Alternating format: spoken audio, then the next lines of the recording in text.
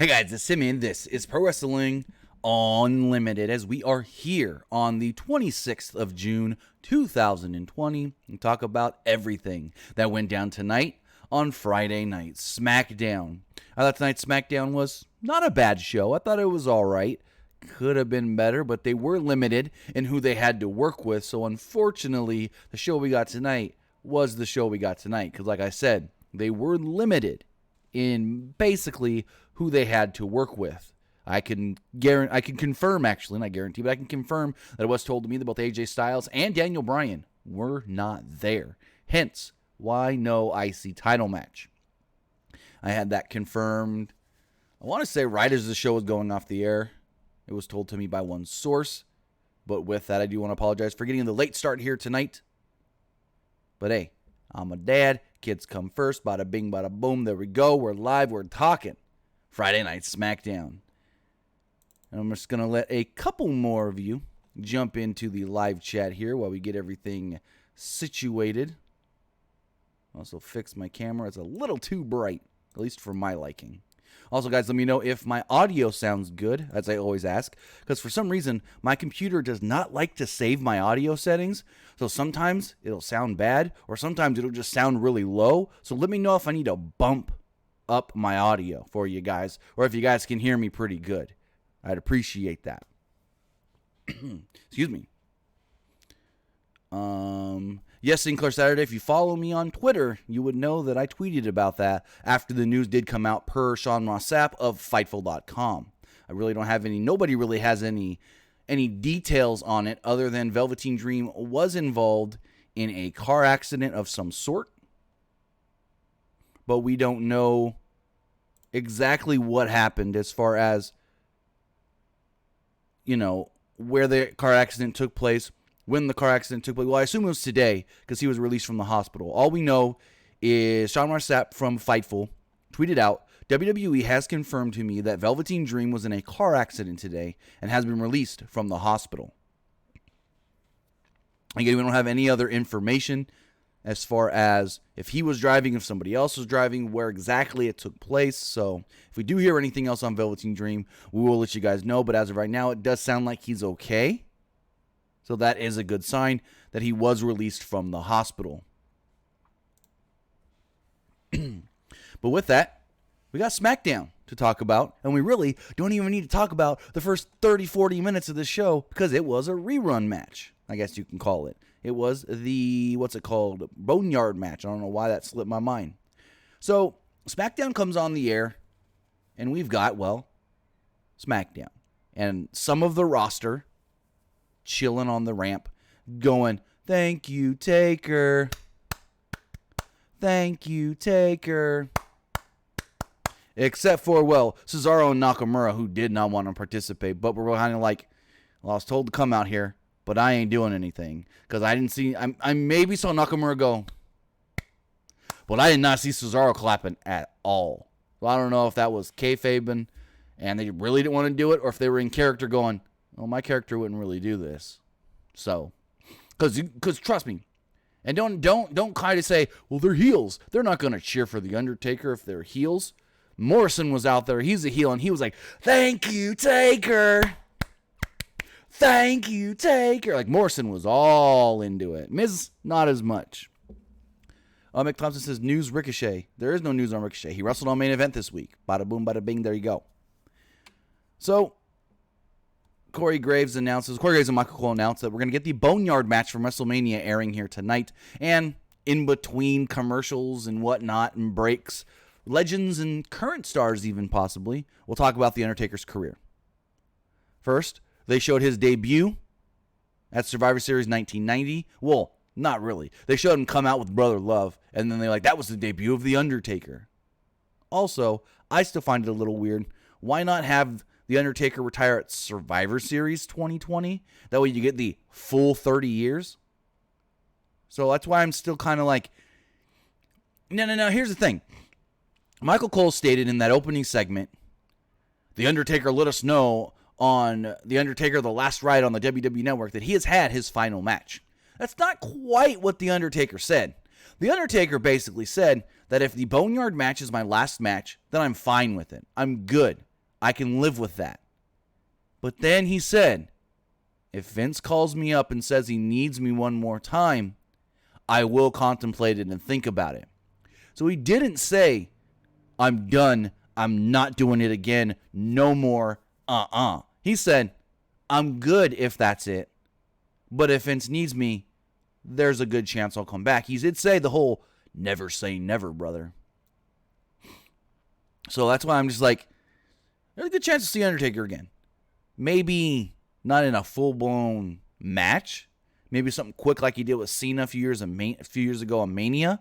Or maybe he would do another cinematic match. I know Undertaker did state that cinematic match was rough. And the cinematic match took about 5 to 8 hours to film. And it felt like he did a 45-minute match. Because all the time he had to just stand around and wait really took a toll on him. But we got the Boneyard match. Don't have to really recap the Boneyard match. I think we've all seen the Boneyard match by now. But when the match ends, we go back into the Performance Center and Corbin is in the ring. Fans are cheering for Taker and Corbin is mocking Undertaker.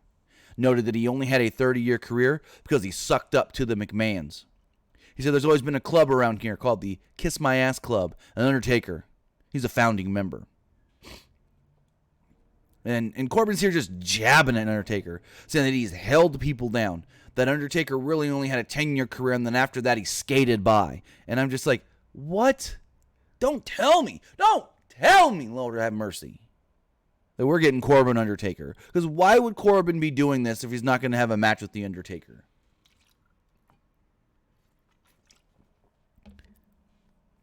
Corbin keeps going on, talking crap about The Undertaker.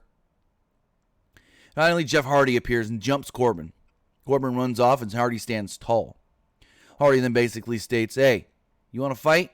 I'll fight you right now. I'll fight you tonight, Corbin. He said that Undertaker has been like I'm mixing things up. I digress.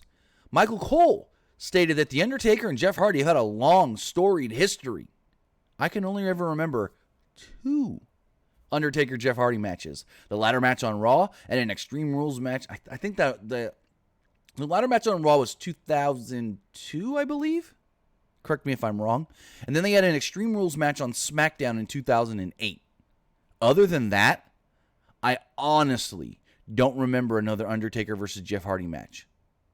That's 6 years in between matches. I don't know if you can call that a long, storied history. I mean, am I missing some Hardys versus Brother Destruction matches, maybe? But either way, I don't know about a long storied history. Long storied history. McTubb says, what are you drinking? Oh, I just got some Gatorade in here. So, Jeff Hardy is in the back. Well, actually, Kurt Angle and Stone Cold talk about Undertaker, and then Jeff Hardy's in the back. Interviewed by Sarah Schreiber.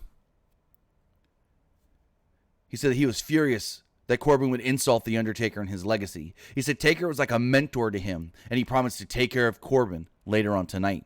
Michael Cole would then confirm to us that Jeff Hardy will be facing Corbin in tonight's main event. And then that basically solidified, yep, we're not getting the IC title match. But what we did get was a fatal 4-way number 1 contenders match, with the winner moving on to Extreme Rules, the horror show, to take on Bayley for the SmackDown Women's Championship. In this match was Lacey Evans, Dana Brooke, Alexa Bliss, and Nikki Cross. Bayley and Sasha Banks were on commentary. Cross and Bliss worked together to clear the ring early. Cross then rolled up Bliss for a near fall. Bayley noted that she'd never do anything like this to Banks. She would never try to turn on her or pin her in a match like this, even with this opportunity on the line. Evans and Brooke jumped back in the ring and worked together against Bliss and Cross. Evans turned on Brooke and knocked her out of the ring. Brooke recovered and hit a swanton on Evans. Nikki Cross broke up the pin, and she hits the swanton, and you hear Bayley just yell, Jeff Hardy! I was like, oh, damn. Bayley is such a great annoying heel. So Bliss attempted a twisted Bliss, but Dana Brooke got her knees up. Cross then hit a drop kick on Brooke. Cross charged at Evans, but she avoided it and hit a slingshot elbow. Brooke attempted a handspring elbow, but Evans rocked Brooke with the woman's right. Towards the end of this match, Lacey Evans kind of slowed down. I don't know exactly what happened, but especially when she tried to do that springboard and barely got over the top rope. I don't know exactly what happened, but Lacey looked good at the beginning and then kind of just slowed down towards the end.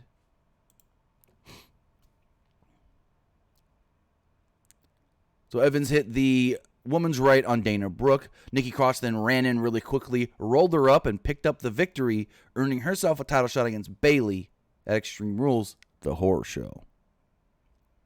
So Bayley was surprised. Bliss and Cross then celebrated in the ring. Cross challenged Bayley for the title Extreme Rules, but I don't think she really needed to make the challenge since she won a number one contenders match. In the back, New Day, Lucha House Party, Miz and Morrison, and Cesaro and Nakamura were all arguing. Those four met later on, actually next, in a 8-man tag. Triple H and Shawn Michaels discussed the career of The Undertaker and his longevity and his loyalty to WWE.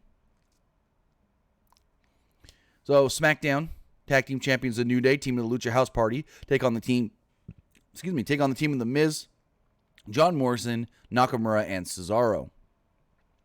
Big E and Miz started off the match, but Big E wanted either Nakamura or Cesaro because of the attack from last week. Big E had the early advantage and hit a big splash on Miz on the apron. Big E launched Lince Dorado onto Miz for a near fall. Cesaro and Dorado had a great exchange. I think these two need to work together more. Cesaro lifted Dorado, but he landed on his feet. He threw him up, landed on his feet. Dorado rolled up Cesaro and got a near fall. Metalik hit a splash off Dorado's shoulders onto Cesaro for a near fall. Nakamura and Metalik went back and forth for a little bit. The faces were in control until Nakamura pulled Kingston to the floor and tossed him into the barricade. Cesaro rocked Kingston with an uppercut, and Nakamura followed with a kick to the side of the head.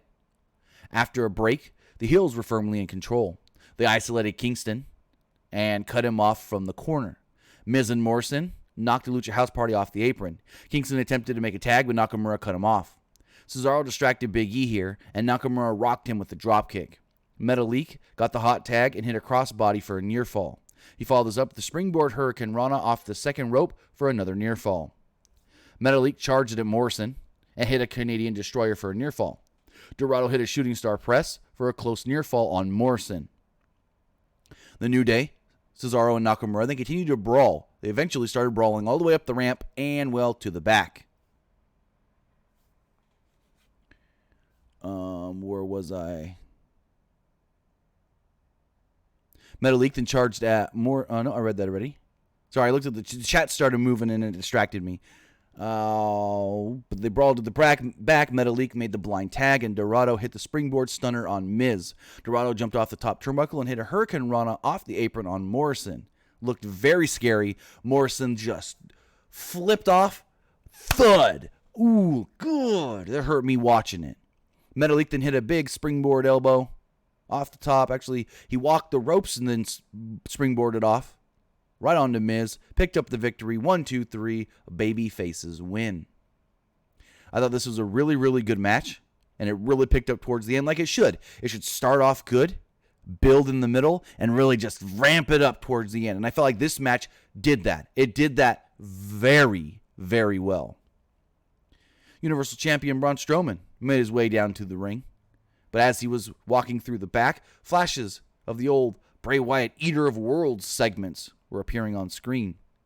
I take it the announcers couldn't see that because, well, they were talking just as, oh, Braun's coming to the ring. Oh, what's going to happen after last week's challenge by Bray Wyatt? What is he going to say? So they recapped the return of Bray in the Firefly Funhouse from last week. Wyatt appeared as the Eater of Worlds, the leader of the Wyatt family. So Universal Champion Braun Strowman made his way to the ring. He talked about the first time he met Bray Wyatt. He noted that he felt fear the first time he met Bray. One day, they were sitting on the edge of Wyatt's cabin near the swamp when a water moccasin snake slithered out of the water. Strowman wanted to stomp the snake, but Wyatt wouldn't let him because the snake was a friend. Wyatt approached the snake, and it bit him over and over. Wyatt just kept laughing. And Strowman realized that Wyatt is the devil and the Serpent. Strowman was so impressed that he began to do the devil's work. Strowman noted that he did evil things, and Strowman liked it.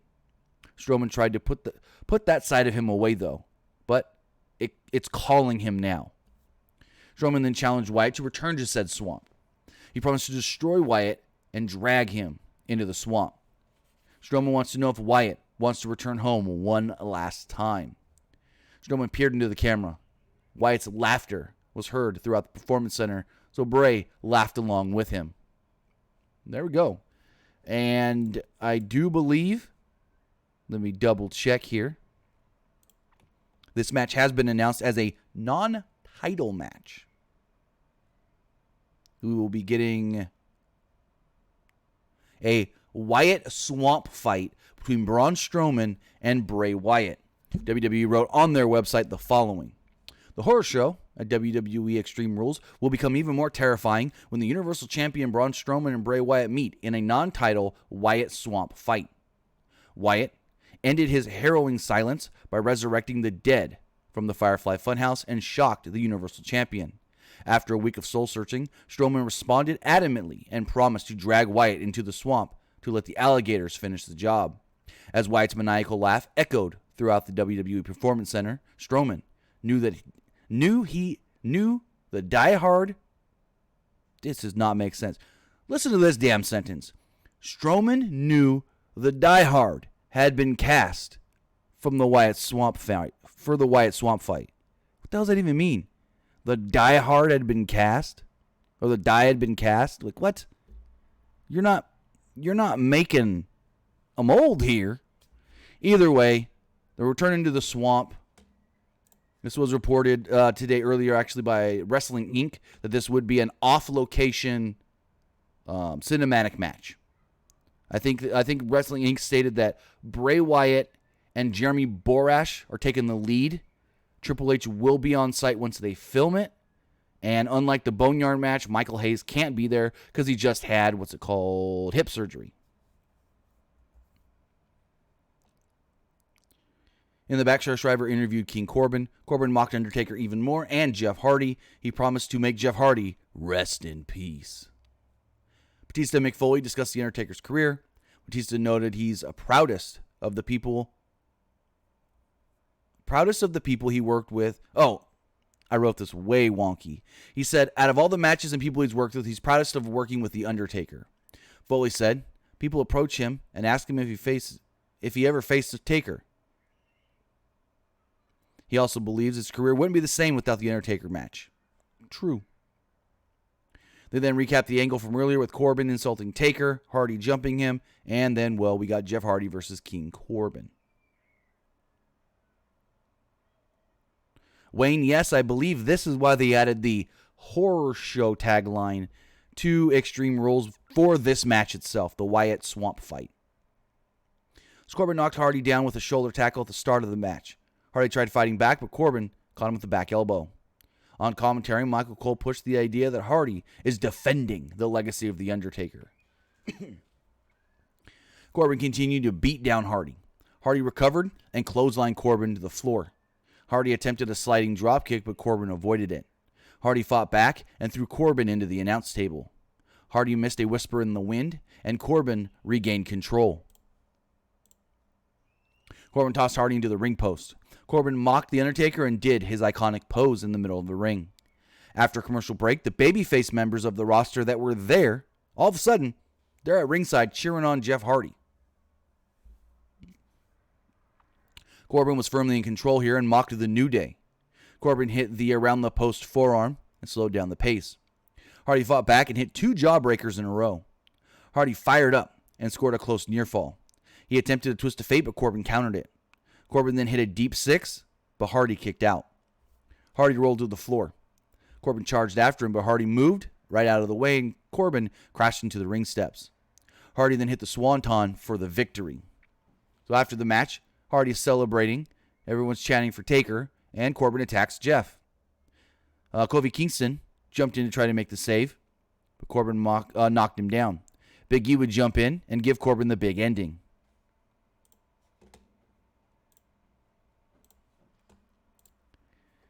They all then wanted Braun to get into the ring. They're like, Braun, come in here. Get you some. Get you some. Braun jumped in and hit a big power slam on Corbin.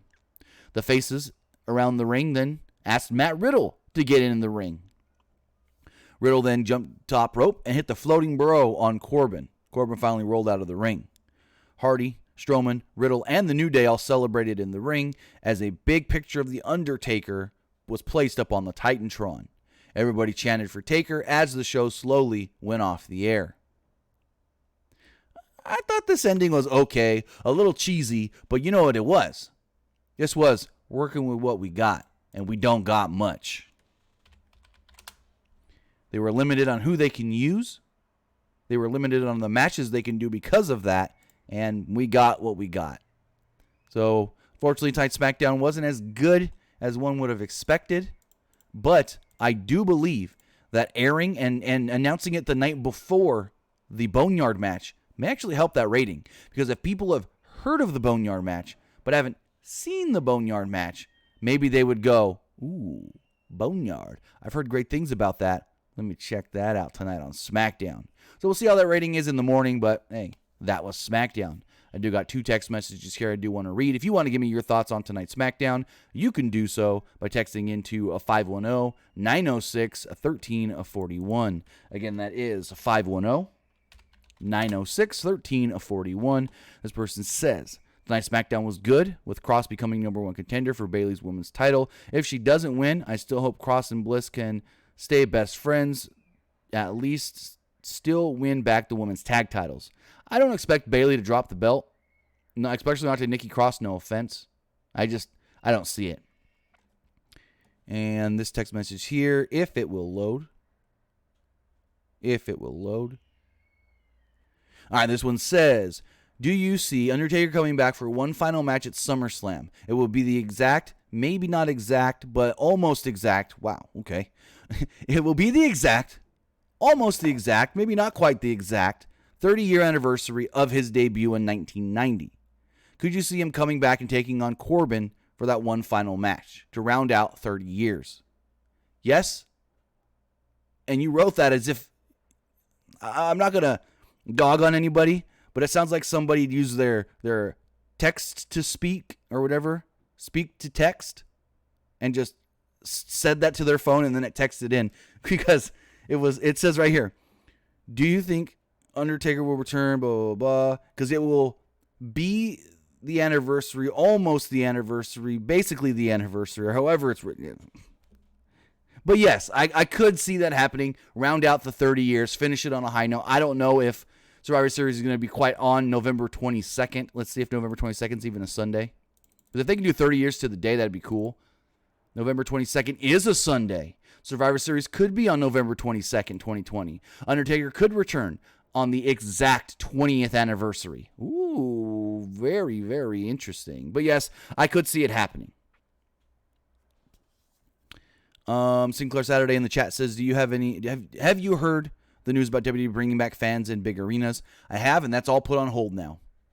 I will have some stuff about that coming out here shortly once we do wrap up this live stream. And talking about live streams, starting this Monday, we'll be moving over to Twitch, twitch.tv/PW Unlimited. Now you may ask, why are you moving over to Switch? Well, or to Twitch. Well, moving over to Twitch because I ain't making no money off these live streams from YouTube.